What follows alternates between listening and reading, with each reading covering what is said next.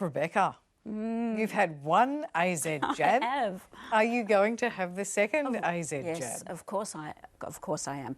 And I must say that given that I have been in the eastern suburbs since yesterday, it was a relief to have had the first AstraZeneca jab. At the same time, is there any anxiety that we were told, and let's face it, they're just being open with us, aren't they, about what's the latest? Yep.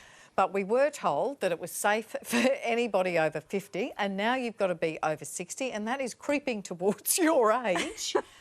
Any concerns? Well, I mean, I think that the group that are going to be very concerned are the people between 50 and 60 who got their first dose, say, in the last couple of weeks. I got my first dose 2.5 weeks ago, and the theory is with AstraZeneca, if you're going to get this clotting condition, it happens about 3 or 4 weeks afterwards. So there's this whole group of people in their between 50 and 60 who are going to be hearing two conflicting messages. One is, it's not a good idea for you, and the other one is, it's safe. Like, how do you reconcile the two?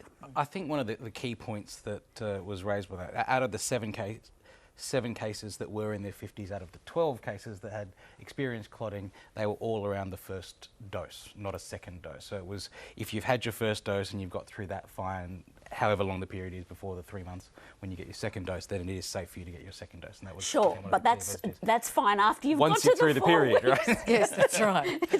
It's that interim period where you might be feeling slightly nervous.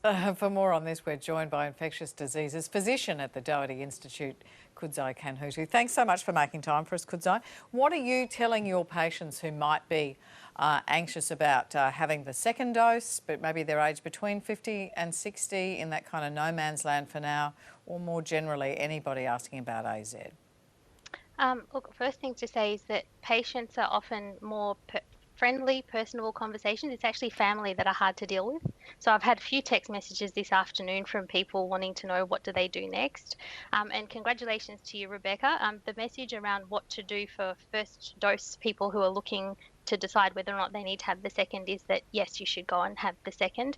And Adam was quite right that the second dose, the risk of having the really significant adverse events is significantly lower. The hard conversations that I have actually are often with people who come from communities where they've struggled to get information in their own language. So they're having to rely on vicarious stories from other countries, other contexts, and in areas where they actually haven't even had vaccine rollout at all. And that's really challenging because you're trying to find a relatable story for people who have no workable frame of reference.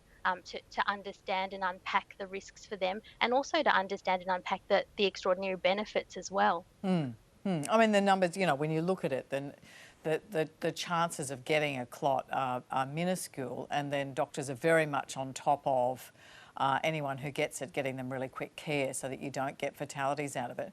But, I mean, just be straight with it. I mean, you must be shocked. Are you shocked that they've changed the age? Do you know, I won't say I'm shocked because I've never seen this level of pharmacovigilance around a drug product. So to have a group that are meeting weekly, daily to review the evidence, not only locally but internationally, it doesn't feel like a shock when new information comes out, because I know behind the scenes how hard people are working to keep on top of it. And also, you know, in the UK and here as well, they've got, you know, the yellow card system where you can actually report adverse events individually, even if you're not sure if they've got anything specifically to do with the vaccine. So it's extraordinary the amount of data that we've got on really a handful of drugs. I've never seen anything at this scale before, so I'm not surprised when we get changes or shifts in the evidence. Yeah.